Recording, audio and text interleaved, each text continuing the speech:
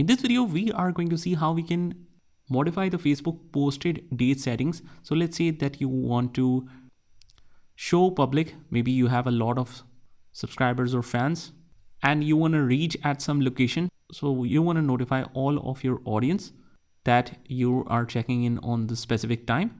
So let's say you have already posted it, but now the time is changed. So you want to alter it here. Here's how you can do it. So what we want to do is to alter date and time of the last post is you just click on the three dots and click on edit date, and you can set it to specific date, let's say in the past, or you can adjust the time as well. Click on done and we can adjust that, and now you can see before it was post for now, and now it shows for yesterday as 12:15. And also the other post will adjust accordingly. Let's say the other post is ahead of this time, so automatically this post will go down and that post will be pushed up, and that is how you do it. I hope you found this video helpful, and if you did, hit the like button and subscribe to our channel, and I will see you in the next one.